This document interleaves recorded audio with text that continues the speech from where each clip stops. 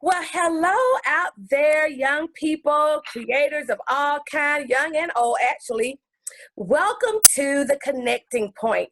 I am Dr. Marcy Thurman Simmons, here at this discussion table where creators meet to connect, inspire, share ideas, share their stories, and transform the world through raw, unedited talk. And today I am most pleased to be joining with none other than the Donovan, which you're going to hear about him in a few moments. This young man, I am just so proud of him. I guess you can see I'm smiling because I am absolutely amazed at what he's been able to do and is doing in our community. And I always love it when young people stretch out and do for others, you know, and I'm gonna stop talking, okay? Donovan, the Donovan is what he calls himself. Can you tell the audience where you're from, a little bit about yourself, and your passion? That's a great question. But before I even get into me at all, Doctor, I have to wholeheartedly thank you. Thank you for number one, creating such a beautiful space. Like you have created an area for creatives and artists to come and be themselves and express and inspire. And what a gift that is. Thank you for being that gift. I'm grateful. And as you introduced already, I'm the Donovan, the one and only. I've dedicated my entire life to the art, the craft, and science of music. It's what I've always done. It is what I will always do. And it's my greatest passion in life. Well, I want to tell, I always like to give a little background of how I connect with the person on this platform. Obviously, there's some type of connection. Well, this young man walked in the door of my classroom last year, and he walked in to teach. What was he going to teach? Well, he walked in to help with the harp program at my school, which, by the way, is another community project that I'll talk about later, but Arts for the Harps. And he came in as an instructor to help. Shout out Lyrica. Yes, Lyrica Holmes. Yes, Deja Holmes. Yeah, they're awesome. Deja actually did one of these platforms, which we'll see later. But I didn't know one thing about the Donovan until later on, how great of a pianist he is, okay? He got on the keys in my classroom, and I was speechless, actually.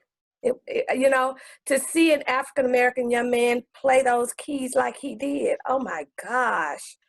Wait a minute. I'm not going to tell you much. I'll let him show you later on, but he is one of the greatest. I will say that. And so I watched him that semester work with the children. He's a wonderful educator, and he was so patient with all the kids. And I really enjoyed he and Deja coming every week to my room after school to work with children, to the point where I stayed with them, didn't I, Donovan? It was so much fun. Yeah. But you know what? It's so important. That was one of my highlights of last year, working with those students, because number one, the youth are extra precious because the world is a revolving cycle. And so what is young will be old, and what is old will be young. And so what that means is one day they're going to be taking care of us. And we need educated, smart, compassionate, patient elders, you know what I mean, Mm. and caretakers and human beings. So we have to create those. So, it's so much fun working with the youth and seeing them so invested Mhm. into the art. that is that's so overwhelming to experience. And you have some amazing youth. They really wanted it. They Yeah. wanted the education. They wanted to do their best, and even when they were hyper, and even when they were like, listen, we tired, they rose to the occasion. Yes. And that's what it's about, having young melanated people who are disciplined, who are talented, who are eager to learn. Like, Mhm. that's so important. And we are all of those things. We just sometimes need the role models and the inspiration to bring Yes. it out of us. Yes. Fun. But I just heard you say something about the young will one day be old, okay? And guess what? I I'm glad that you said that, because I've been in conversation with many people just this week about young people and older people, how we need them both. Okay? Have to have it. We've got to have them. We cannot ignore each other. We've got to respect what each one of us brings to the table. And yes, the older people might have a little more experience. However, the younger people have the strength. And I've been finding out they have some wisdom too. Just because you're young doesn't mean you're not wise.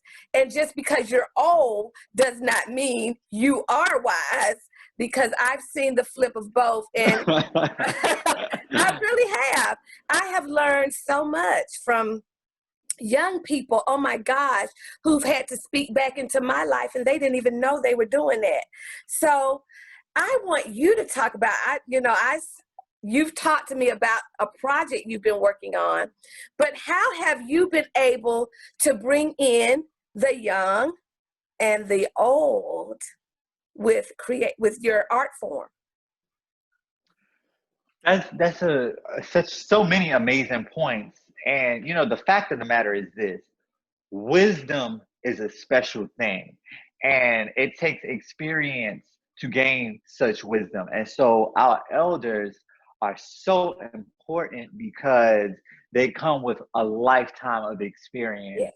that we must respect. And I sometimes feel that we don't do it as much as we should this generation. It is so important to respect your elders. But you also said something that is also very important. Youth, they come with precious gifts within them. They come with special messages and a freshness of a new world. And Mhm. so elders should be inspired by that, because it will keep you young. Yeah. So I just wanted to piggyback off of what you said. But to answer your question, I feel so blessed as a creative, as a pianist, as a musician, to speak a universal language. So Yes. when you ask, how do I keep the young and the wise, together, real art does it. It's not me at all. When I get on the piano, when I play, I disappear. And I like that, because more often than not, people see us as what they want to see Mhm. as a being, as a Mhm. human, Mhm. or as a label, right? But the moment I get to this piano and the moment I start playing, people don't see me anymore. They feel. So Yeah. if I just sit Mm. and I do,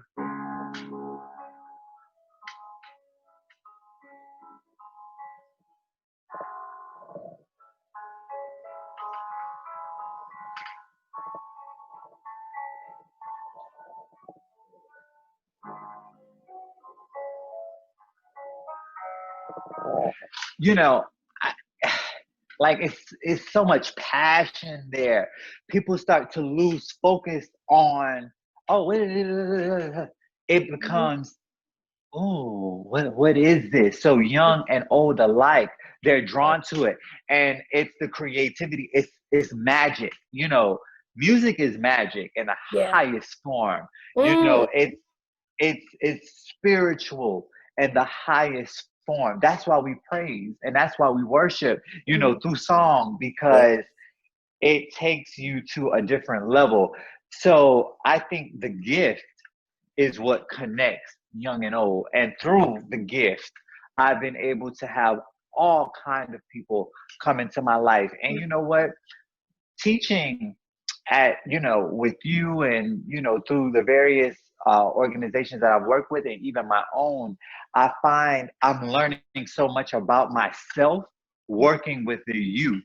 Like, I'm becoming more patient. I'm becoming more gentle. I'm becoming more understanding. And when I'm working, I hate when I hear people say, "Oh, those kids are bad." No, No. I don't tolerate that. No. God didn't make anything bad. Yeah, He made bad decisions. That's right. It's like the decisions that they are making are decisions that we don't approve of or agree with. But the child themselves, they're quite special. And if you take the time, even with the most hyperactive, we call hyperactive bad.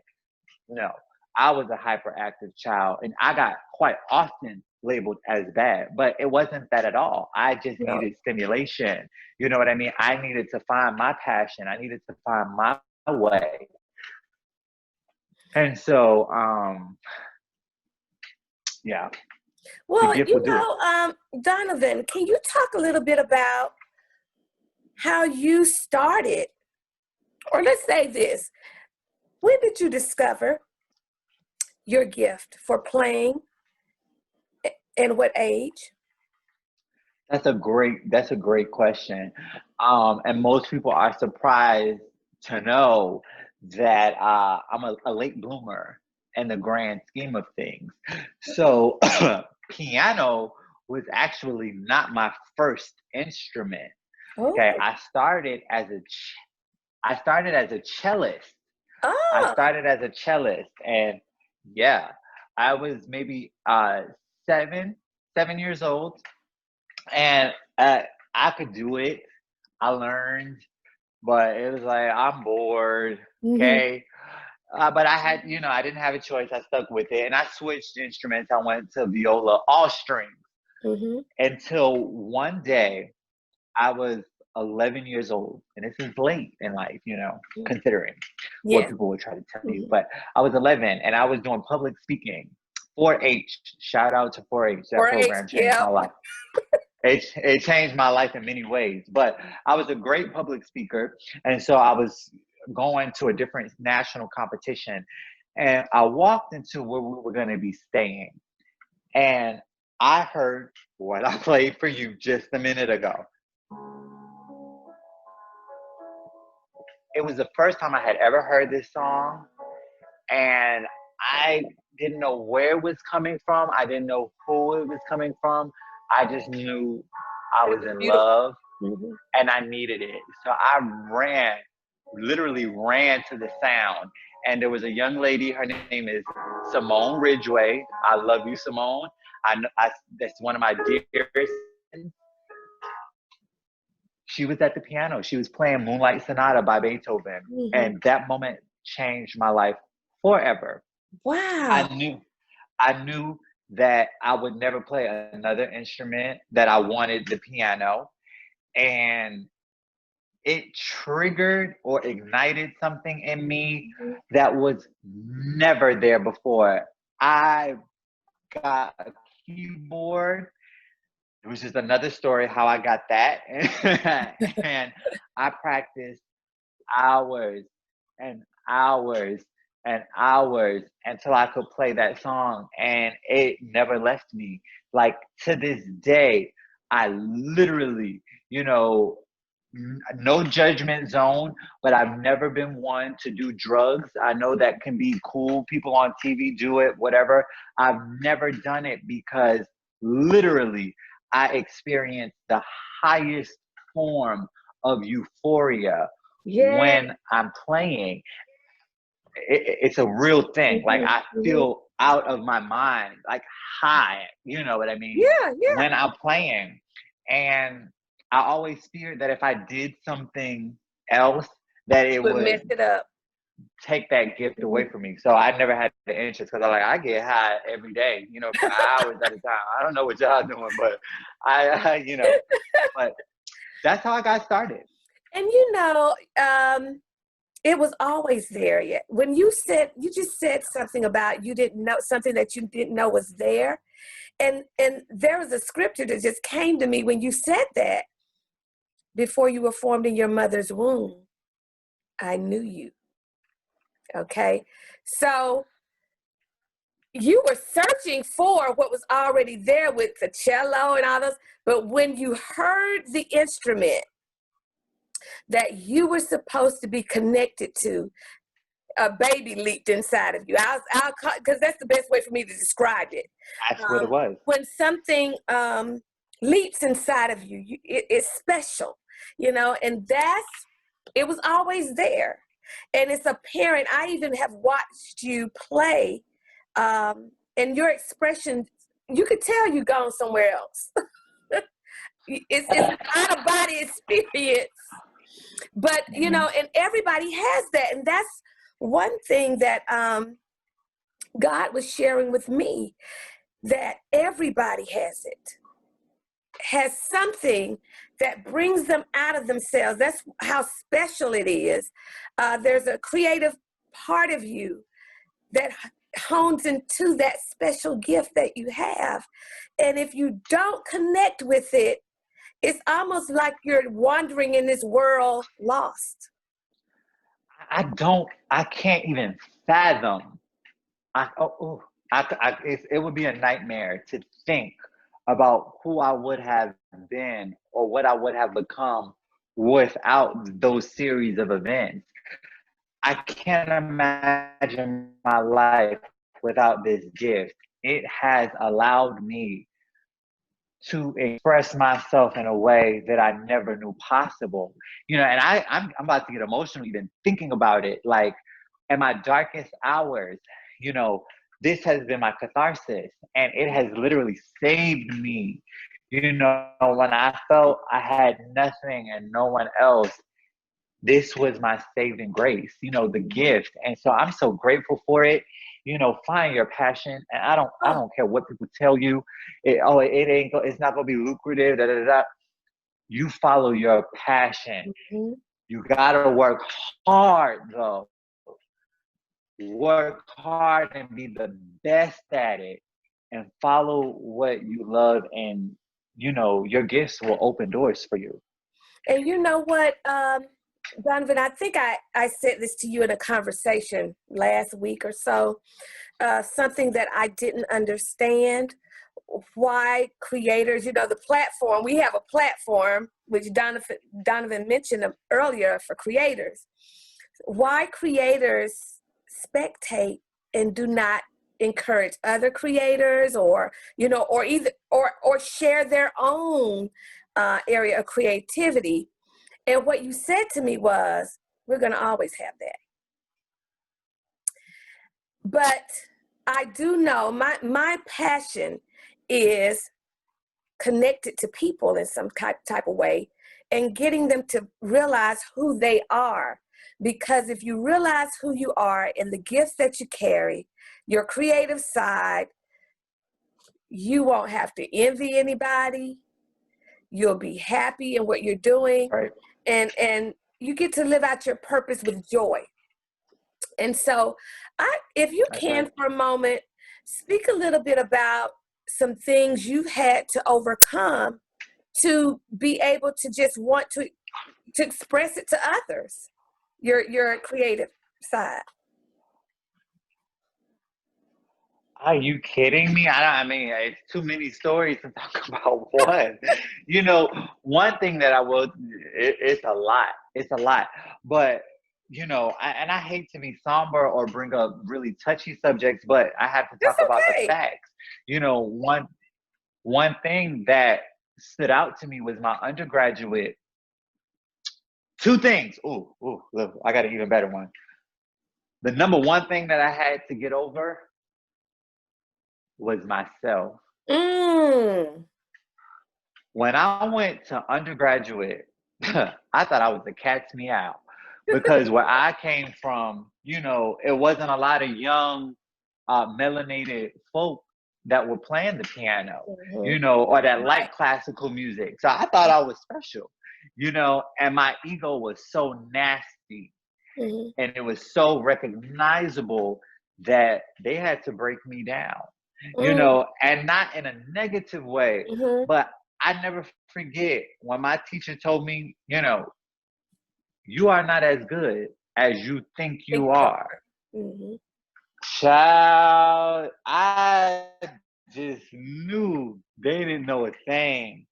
But after the third time I heard it, I had to stop and I had to say, you know what? You have to change.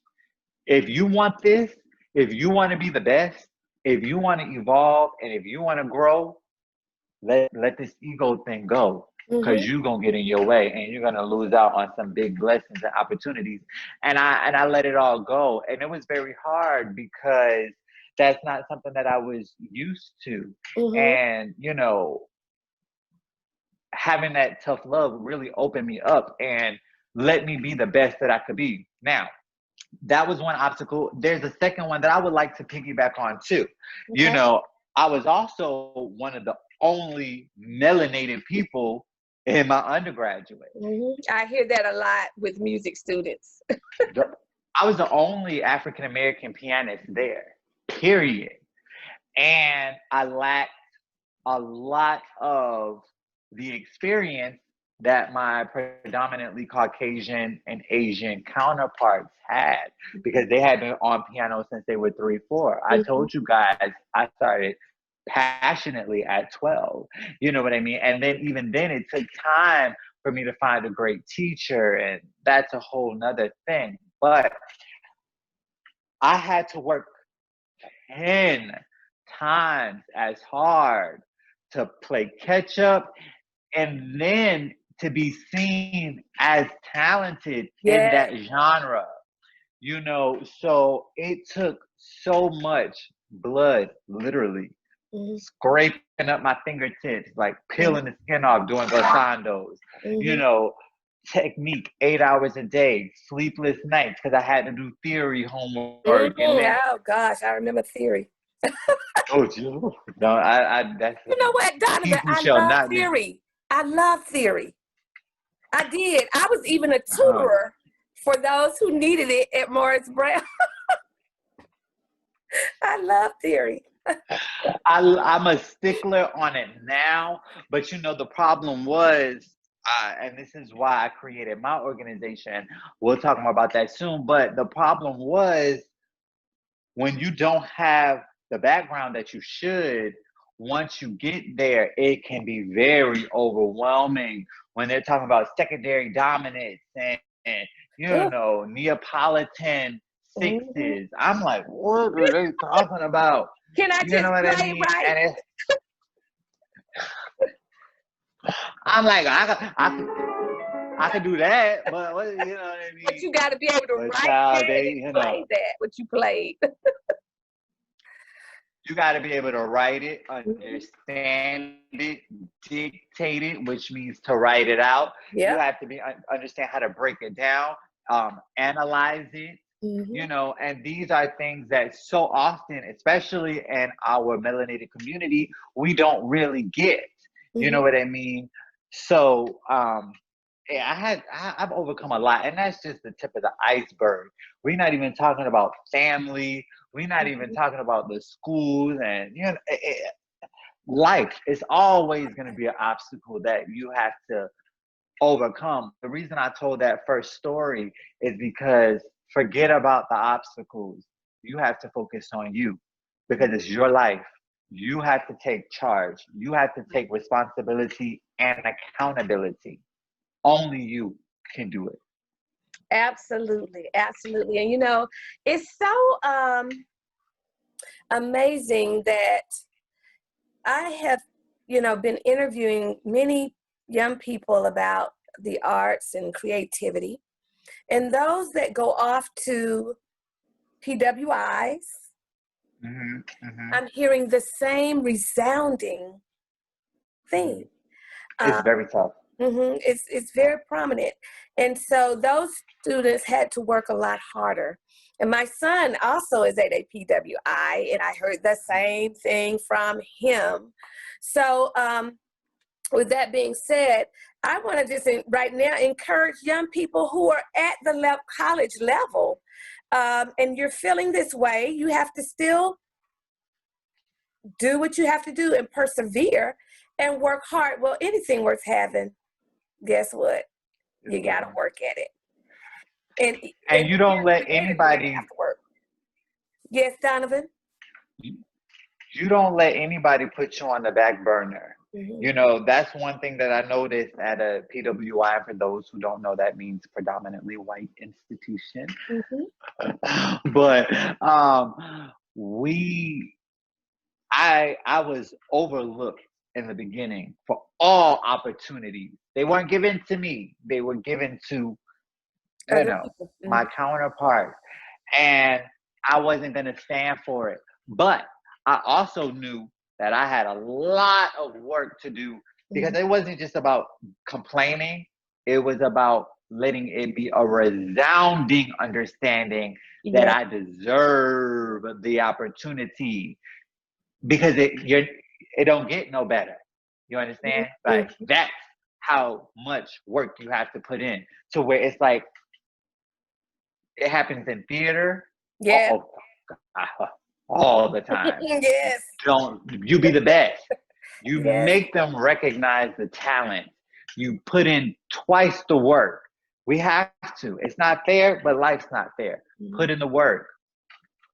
But you know, also I want to speak to the HBCUs, because I went to one of those, and there's still some competitive things there that can make you feel pretty much the same.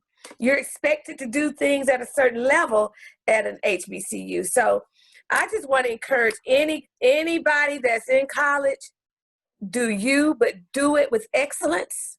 That's right. And make sure that you can back up your word. I mean, whatever you do, back it up. Don't say, you know, I'm just as good, but then you don't put in the labor that it takes to be the best. Wow. Now, Donovan, I know that you have embarked upon something so great. I'm excited about it myself. You have started something to better our community, to grow us as creators, and even just to, you know, be therapeutic for some. You have begun a program, a nonprofit organization. Can you tell us the name of it and a little bit about it?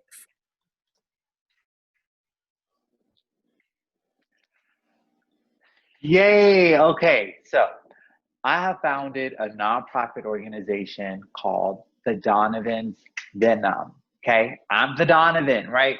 And as we discussed before, you know, I was a troubled child, right? So we all have venom, right? People are always like, why venom? It's such a negative name. We've all got venom. We've got to embrace it. What is it though? What is your venom? So the Donovan's Venom is music, love, and life. So that's what I spread. That's what I've created. I've created this organization, the Donovans Venom. It's a 501c3, and we are dedicated to bringing music, art, and entertainment to those who need it the most. So we do so many things: toy drives. We do live musical events. We're doing a holiday spectacular. But the most important initiative that we're starting, which starts August 31st, so we're giving completely free, free, music education to youth 18 and under and seniors 60 and beyond. So this is my way of giving back to the community. I love it. And especially when you said seniors, I said, oh gosh, I have a 95-year-old grandmother who would benefit from some type of music lesson, especially during this pandemic time. Everybody's inside and it can get a little redundant.